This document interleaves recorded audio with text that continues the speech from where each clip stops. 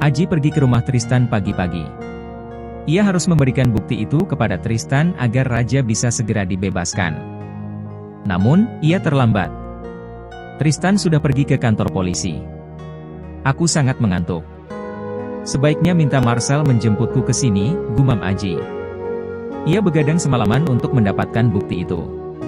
Akan sia-sia jika terjadi sesuatu dengannya di jalan. Demi keamanan, Aji meminta Marcel untuk mengantarnya ke kantor polisi. Di sel tahanan, raja masih duduk bersandar dengan lutut ditekuk dan wajah menunduk. Sementara di ruang interogasi, Tristan, Gio, Siti dan yang lainnya sedang menunggu kesaksian dari korban. Saudari Siti, katakan kepada kami, apa yang terjadi di atap sekolah itu? Jangan takut, katakan dengan jujur, ucap polisi. Siti duduk di kursi roda. Ia memainkan jari-jari tangannya karena gugup, takut, serta khawatir. Di sana bukan hanya Gio, tapi juga ada kedua orang tuanya yang merupakan dewan komite sekolah. Ia ketakutan saat mengingat ancaman Gio. Namun, ia sangat tidak tega melihat Haruna yang menunggu anaknya bebas. Ia akan melukai hati wanita itu jika mengatakan bahwa raja yang melakukannya. Ia terdiam cukup lama. Siti! Ayo katakan nak, desak Haruna. Siti semakin tertekan karena desakan dari Haruna. Dengan sangat terpaksa Siti mengatakan sesuai yang dikatakan Gio. Haruna syok, ia terjatuh tidak sadarkan diri. Dengan kesaksian Siti, raja telah resmi dinyatakan tersangka. Raja dibawa keluar dari sel tahanan kantor polisi. Ia menatap Gio dengan pandangan penuh kebencian. Gio memandang dengan senyum kemenangan. Siti diam tertunduk. Ia tidak berani menatap raja karena merasa bersalah. Ibarat serigala yang terjepit, setelah ditolong ia menggigit penolongnya. Jika bukan karena raja, ia mungkin sudah kehilangan kesuciannya. Haruna tergeletak di sofa. Raja berkaca-kaca melihat ibunya seperti itu. Ia melirik dan tersenyum ke arah Siti. Gadis itu menggerakkan bibir tanpa suara, maaf. Selama menunggu sidang putusan pengadilan, raja akan ditempatkan di rumah tahanan kota. Saat persidangan nanti, Siti dan Tom, kalian harus bersedia hadir, ucap polisi. Dua orang polisi bersiap membawa raja ke mobil yang akan membawanya ke rumah tahanan. Belum sempat raja dimasukkan ke dalam mobil, Aji datang bersama Marcel. Tunggu, Pak Polisi, seru Aji. Ia menahan polisi yang menggiring raja ke mobil. Pak Polisi, kami memiliki bukti yang menyatakan raja tidak bersalah. Marcel menunjukkan ponsel milik Aji. Kalian terlambat, karena berkas pengajuan perkaranya sudah ditandatangani. Kalian harus membicarakan soal bukti itu dengan keluarga dan pengacara, jawab polisi itu. Raja dibawa ke rumah tahanan. Saat Gio keluar dari kantor polisi, Marcel hampir saja memukulnya. Namun, Tristan segera menahan Marcel. Ia tidak mau masalah semakin runyam. Kalian ikut Om, ucap Tristan. Iya Om. Mereka pulang dan merundingkannya bersama di rumah Tristan.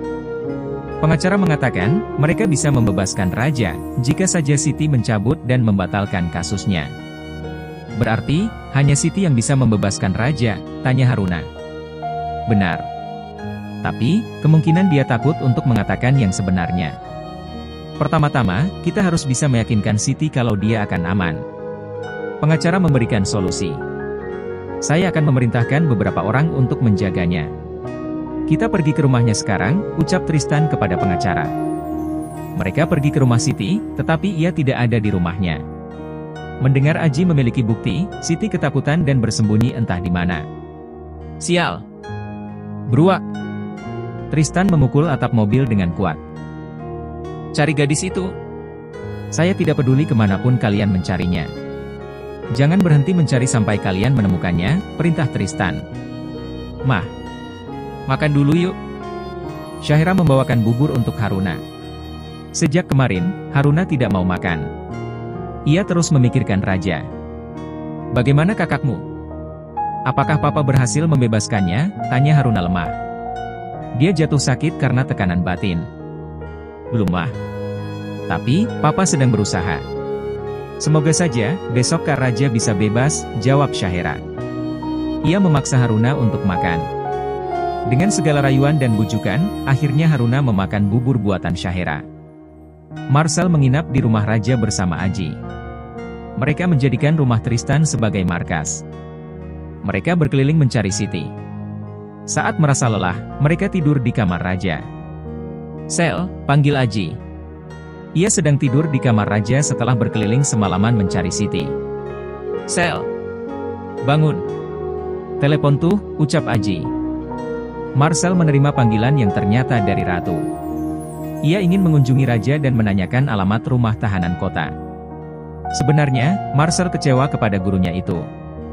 Karena dia tidak memberikan kesempatan kepada raja untuk menjelaskan. Namun, ia tidak bisa menghakimi Ratu. Mungkin saja, raja juga ingin bertemu dan menjelaskan kepada Ratu secara jelas. Ratu pergi ke rumah tahanan di jam besok. Awalnya raja menolak bertemu Ratu. Polisi memberitahukan kalau Ratu akan menginap jika tidak diizinkan bertemu. Raja tidak tega membiarkan Ratu menginap di rumah tahanan. Terpaksa ia menemuinya. Tatapannya menyiratkan kekecewaan terhadap gurunya. "Bagaimana kabarmu?" tanya Ratu. "Seperti yang bisa ibu lihat," jawab raja dengan malas. Ia tidak mau menatap Ratu. Pandangannya selalu tertunduk ke lantai. Melihat kaki yang masih memakai sepatu sekolah. "Apa kau melakukannya?" "Ibu sudah melakukan tugas dengan baik. Karena sudah menjenguk murid ibu, sekarang saya pamit," ucap raja. Ia tidak ingin membicarakan masalah itu dengan Ratu. "Kau bisa menjelaskannya, jika memang itu bukan perbuatanmu," ucapan Ratu menghentikan langkah raja. Ia menoleh dan menatap lurus ke dalam manik mata hitam milik Ratu. "Apa bedanya? Saya tetap siswa nakal di mata ibu. Tidak akan ada yang berbeda. Bahkan jika saya mengatakan kejujuran saya kepada ibu. Saya permisi," ucap raja. Ia melangkah masuk ke dalam selnya kembali. "Kenapa kamu tidak menjawab? Itu membuatku jadi tidak bisa melakukan apapun untuk membantumu. Apa kau benar-benar membenciku?" Ratu keluar dari kantor polisi sambil melamun. Ia lupa kalau dirinya datang bersama Danang. Tanpa sadar, Ratu menunggu taksi lewat. Saat Ratu menghentikan taksi, Danang menarik tangannya. "Mau kemana?" "Hah?" Ratu mengedarkan pandangannya kebingungan. Kemudian ia ingat. "Maaf Pak. Saya tidak jadi naik." Ratu memberikan uang pecahan Rp50.000. Taksi pun pergi. "Kamu melamun? Apa dia mengatakan sesuatu yang menyudutkanmu atau menekan?" tanya Danang dengan wajah khawatir. "Tidak. Aku hanya merasa tidak berguna. Dia tidak mau menceritakan kejadiannya padaku," ucap Ratu dengan mata berkaca-kaca. "Jangan merasa begitu," ucap Danang. Ia memeluk dan menghibur Ratu. Jika memang dia tidak bersalah, semuanya akan terungkap pada waktu sidang nanti. "Percayalah," hibur Danang. Ia mengantarkan Ratu pulang ke rumahnya. Ratu juga berharap bukan dia. Sikap raja yang menghindarinya, membuat dia merasa bersalah. "Apakah aku salah paham?" Ratu bertanya-tanya dalam hati. Malam itu, ia tidak dapat tidur dengan nyenyak. Apalagi saat ada suara halus di tengah malam. Suara mengetuk kaca jendela dan memanggilnya dengan suara samar-samar. "Tik, tik, tik." Ratu terperanjat saat melihat Siti berdiri di depan jendelanya. Ia bergegas membuka jendela dan menarik Siti masuk ke dalam kamarnya. Setelah menutup jendela, Ratu mengamati siswanya itu dengan pandangan heran. "Kenapa kamu datang ke rumah ibu di tengah malam seperti ini?" tanya Ratu. Matanya menyelidik. Gadis itu terlihat gemetar duduk di kursi meja rias. "Bu, tolong saya Bu," pintanya dengan suara pelan, seolah-olah ada yang mengikutinya dan ia takut ketahuan. "Tolong apa Siti? Kamu cerita dulu pelan-pelan sama ibu." Ratu menuangkan air ke dalam gelasnya. "Minum dulu," ucapnya. Semoga segelas air putih itu bisa membuat Siti lebih tenang. "Kak Tom, dia menyewa beberapa preman untuk menculik Siti Bu. Untung saja, Siti bisa lolos dari kejaran mereka." "Siti takut Bu," beber Siti. Kata-kata Siti membuat Ratu kebingungan. Apa alasan Tom membayar orang untuk mencelakai Siti? Tiba-tiba dia ingat perkataan Raja saat pertama kali mereka menemukannya di atap. Ia mundur dengan mulut menganga ditutup oleh tangan. Ia terus mundur sampai terduduk di tepi ranjang. "Apa, Bu bukan Raja pelakunya, tapi Thomas?" "Maaf Bu. Siti berbohong karena diancam Kak Tom. Gadis itu menenggak habis air putih di gelas, lalu kembali bercerita. Saat tahu bahwa Aji memiliki bukti, Kak Tom langsung menyuruh beberapa preman untuk menculik dan menghabisi Siti. Saat Kak Tom menelepon mereka, Siti tidak sengaja mendengarnya. Jadi, Siti segera pergi dan bersembunyi. Tapi, tempat persembunyiannya sudah ditemukan. Dia sangat jahat, Bu. Siti benar-benar takut, lirihnya dengan air mata berderai. Jangan takut. Ibu akan mengurus semuanya. Tidurlah di sini, ajak Ratu. Ia memapah Siti ke ranjang. Membaringkan serta menyelimuti tubuh Siti yang terasa dingin. Ia mengirim pesan kepada Marcel dan Aji. Meminta mereka datang malam itu juga ke rumahnya. Marcel dan Aji pamit Om, pamit Aji. Malam hari saat istrinya tidur, Tristan biasa mengerjakan pekerjaan kantor. Haruna pasti marah jika Tristan bekerja di ruang baca sampai larut malam. Memangnya tidak ada besok pagi? Ini sudah lewat tengah malam, ucap Tristan mencoba menahan mereka. Namun, keduanya berdalih bahwa ada sesuatu yang sangat mendesak. Mereka tidak mengatakan hal apa yang membuat mereka harus segera pergi. Ya sudah, tapi hati-hati di jalan, pungkasnya. Iya Om. Mereka segera pergi mengendarai motornya. Saat Ratu mengatakan kalau Siti bersembunyi di rumahnya, Marcel segera membangunkan Aji yang sedang terlelap. Mereka tiba dalam waktu 20 menit ke rumah Ratu. Siti berbaring, tapi tidak bisa terlelap. Ia segera bangun saat mendengar suara motor. Ia takut kalau itu adalah para preman yang dibuat Gio. Tenangkan dirimu. Mereka Aji dan Marcel. Mereka itu teman-temannya Raja. Jadi, mereka tidak akan menyakitimu, ucap Ratu sambil memeluk Siti yang terlihat sangat ketakutan. Ibu mau membuka pintu sebentar. Ratu keluar dari kamarnya dan membuka pintu depan. Setelah pintu terbuka, mereka segera masuk dan mengunci pintu. Ratu mengintai dari tirai jendela untuk memastikan tidak ada orang di depan rumah. Di mana Siti Bu Ratu? Marcel tak sabar menunggu untuk bertemu Siti dan bertanya padanya. Ia mengikuti Ratu ke kamar. Saat melihat Siti, Marcel langsung berjalan dengan mata berkilah merah. Ia mencengkeram dagu Siti, membuat gadis itu menangis pelan. Ia gemetaran melihat wajah Marcel. Marcel, tenang dulu. Jangan sakiti dia.